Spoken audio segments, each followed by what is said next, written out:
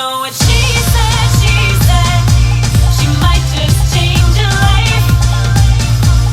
I'm Sharon Caddy in studio this morning with Christine Bentley. We're so glad you are along with us, and we are welcoming to studio Dr. 20Lenga, who is a periodontist, and we're here to talk about, boy, when it comes to teeth, this is something everybody can relate to and needs to know more about.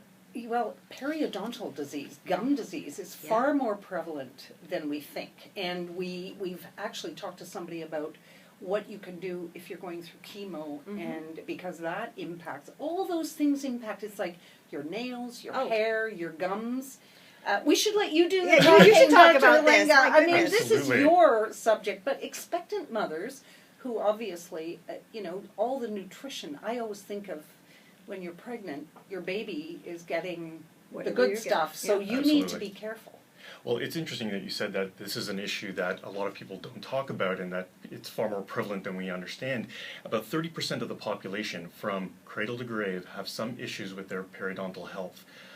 This past weekend I was talking about expecting mothers and what they can expect from their gums during pregnancy, and also about their children from the time that they're born up until the end in terms of changing from baby teeth to adult teeth, all the issues that can happen around the gums and the teeth. And it's something that we don't ever feel. It's like heart disease or osteoporosis. We know that it's happening, but we don't actually feel it's happening unless someone is investigating it.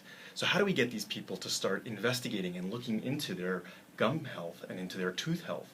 This is the big obstacle. Well, it seems so far removed, though, the gums, from all these other functions in our body. It really came front of mind to me after having a hip replaced, and I take antibiotics every time I get treated with my teeth now. Yeah, for the next 2 years, I believe, right? Yeah. It's amazing just the connection between oral health and systemic health. And this is something that, I come from a long line of doctors and family members and my brothers, my sisters, they're all in the emergency room, and when there's an issue with their teeth, they will call me up from the emergency room and say, "Help, can you help me?" Because they don't actually learn enough about the connection between oral health and systemic health. Okay, so we're talking about pregnant women. What do they need to watch out for? What are the signs? What can they do? Well, the biggest myth that I think most pregnant women have is that they have to postpone all of their dental work until after they deliver.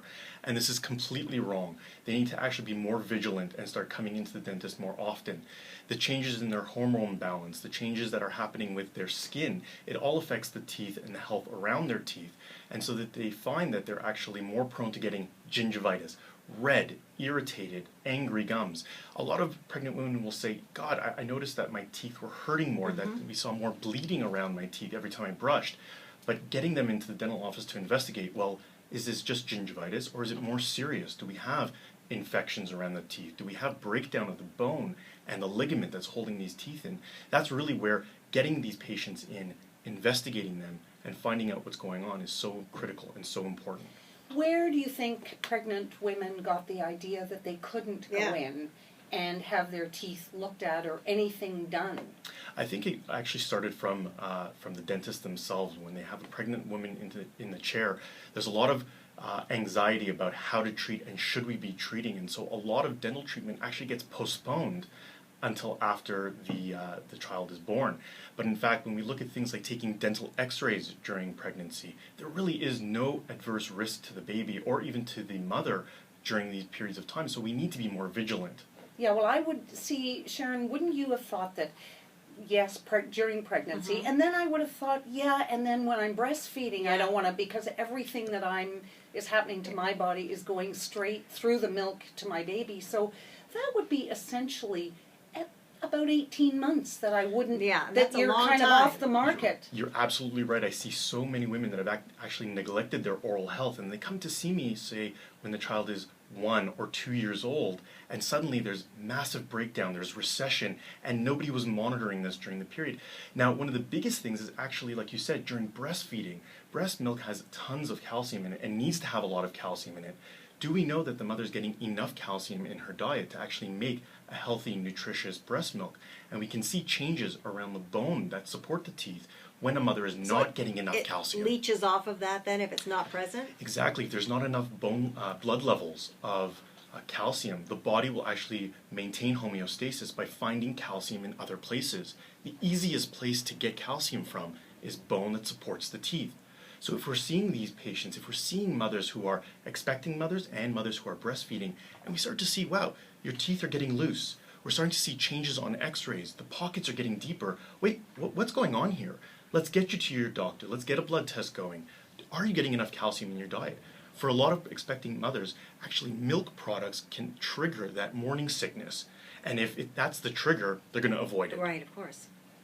Wow. It's funny. You and I have both been pregnant, and Oh, yeah. I never even thought about that. No, but it's funny you mentioned about teeth getting. I was with the first one. I noticed my teeth feeling like they were looser, and there's part of my brain going, "Oh man, this is that pregnancy brain they talk about. This is all weird and it's not real, but it is, isn't it?" Absolutely. And actually, one of my staff members, her younger sister, just gave birth to a baby boy this weekend.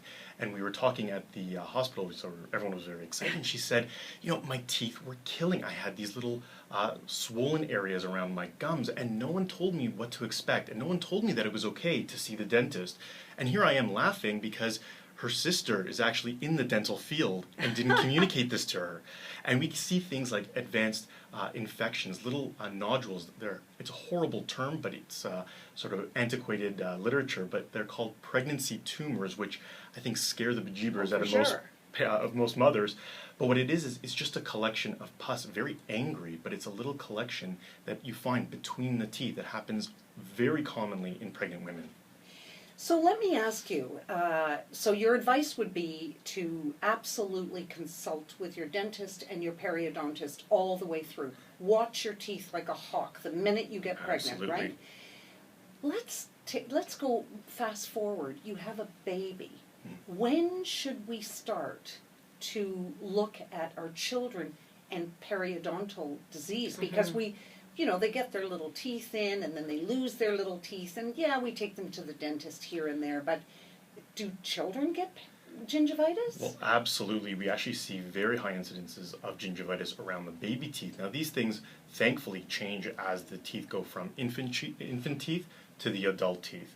So it's not as big of a concern, but one of the major issues is actually acclimating people to the dentist. And so bringing a baby for regular hygiene checks and for regular cleanings is so important to get children more comfortable at the dental office with the whole process of having instruments in the mouth, counting the teeth, looking at the teeth and cleaning them. That's really sort of the goal early on. When is the earliest you've seen gingivitis or bone deterioration in a child? I've seen it right when those first two teeth are coming into the mouth, so at Well, 6 months of that's age. early. Well, no, but Bone if loss, yeah. bone loss? Absolutely, there are But what- conditions that happen in childhood that can actually signify that there's a systemic disorder happening, like hyperparathyroidism. You do understand that we've got like thousands of mothers here who are having a panic attack. I don't want to scare any parent, but I just want to sort of underscore that it's important to actually get the entire health team involved right away.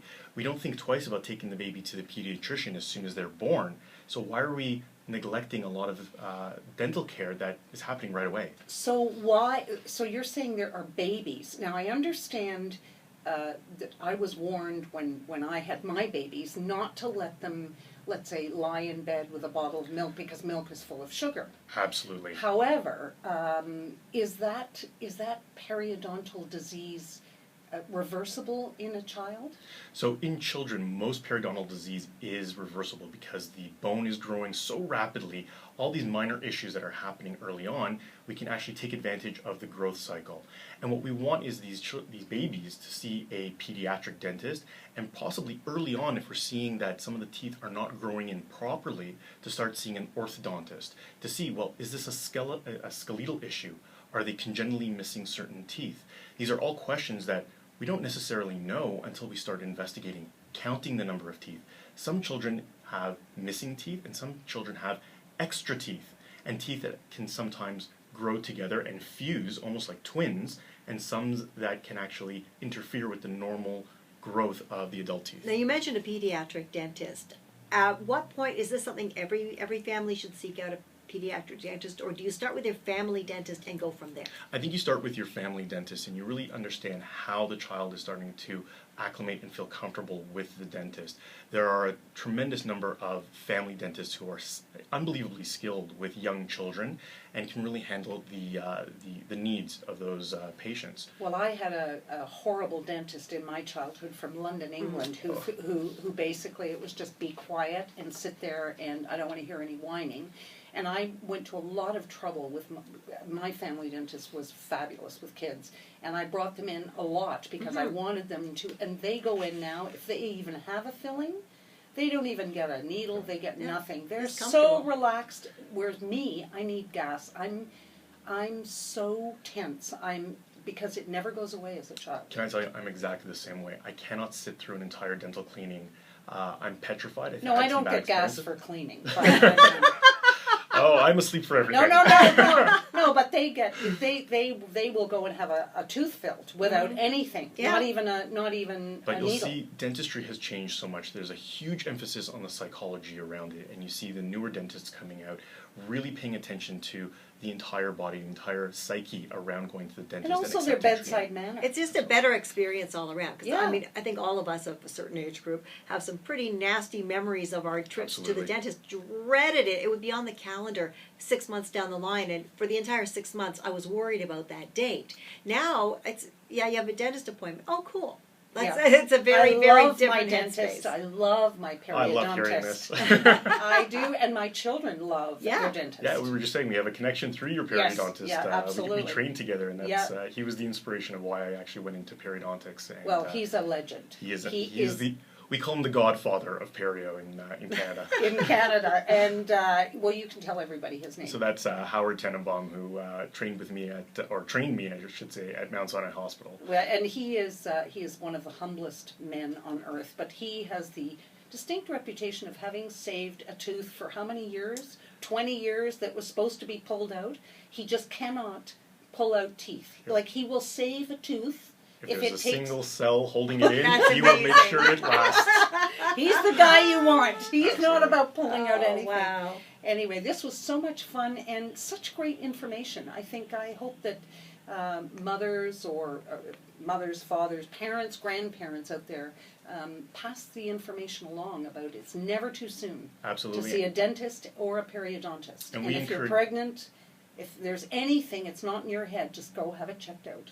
Absolutely. We encourage everyone to share their stories and get more information on our website. We constantly put up information about how to care for your periodontal health. And the that's website is? www.stclairperio.ca. Click the channel subscribe button for full-length interviews and more from What She Said here on YouTube.